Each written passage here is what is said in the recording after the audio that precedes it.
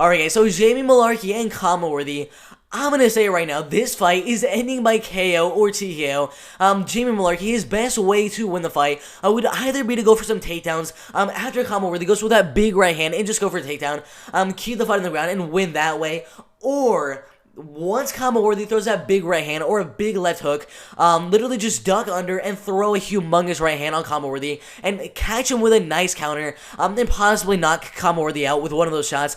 That is the main way I see Jamie Mullarkey winning this fight. Khama, the main way I see him winning the fight, going out there, doing what he pretty much always does, and dominating in the striking game, trying to get the knockout in the first or second round. That's pretty much what he does pretty much every single time.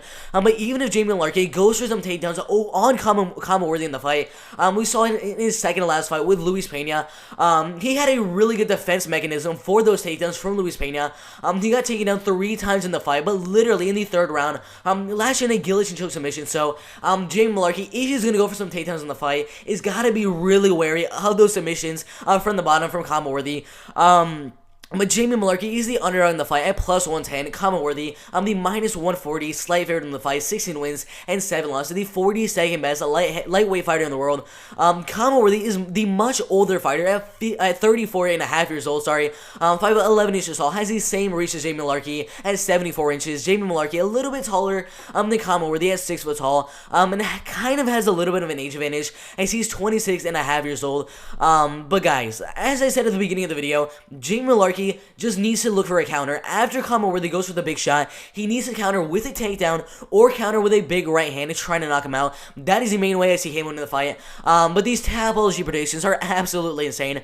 They all think that Khama is going to go out there, defend those takedowns with the guillotine, get the fight back on the feet every now and then. Then Jamie Mullarkey goes for those takedowns, keep the fight on the feet, and possibly get that big right hand knockout or the left hook knockout that he got against Devontae Smith, which it was absolutely insane. But Khama 16 wins and 7 losses. Inside the UFC, 2 wins over Devontae Smith by first round knockout, and then Luis Pena by third round guillotine choke submission. His only loss inside the UFC to Otman Azaitar, an undefeated lightweight fighter. Outside of the UFC, he fought guys like Kyle Nelson, Anthony Ratique, Matt Bassetti, and Billy Cortillo, all of which who have fought inside of Bellator, who have fought inside the UFC. So all these guys are here are legit UFC fighters. I mean, Paul Felder's on here as well. It's just absolutely insane. He has 9 knockout and TKO wins, 3 submission wins, and 4 decision wins. His 7 losses, literally every single one of those losses coming by finish, 6 losses by knockout, and 1 loss by submission. His opponent, Jamie Mullarkey, has yet to get a win inside the UFC, 0-2 inside the UFC against Brad Riddell and Farzam, both by unanimous decision. But if you look at those fights, he got 5 takedowns on Farzam and got 3 takedowns on Brad Riddell. In the fight with Farzam, he had 7 minutes of total control time, and in the fight with Brad Riddell, I believe he had like 3.5 minutes of total control time, showing he definitely has the takedown ability to go out there and take down Khama in the fight, and possibly control the fight on the ground, go for some ground and pound, maybe some submissions every now and then, and possibly win the fight that way.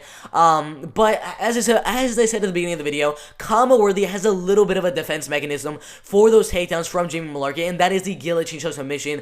It was really tight. He has a really good guillotine, as we saw against Luis Pena around 8 months ago. So I think overall the fight's gonna stay on the feet, even though Jamie Mullarkey is most likely gonna go for some takedowns in the fight. I think Khama can defend most of the takedowns, and every now and then, once he gets taken down, use the guillotine to get back up on the feet and make it more of a striking and kickboxing game.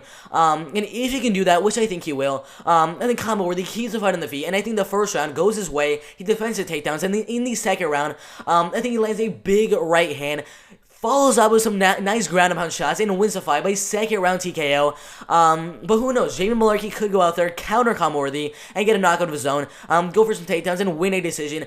There's a lot of possibilities that can happen in this fight at UFC 260. But overall, I'm going with Khama to win the fight by TKO in the second round.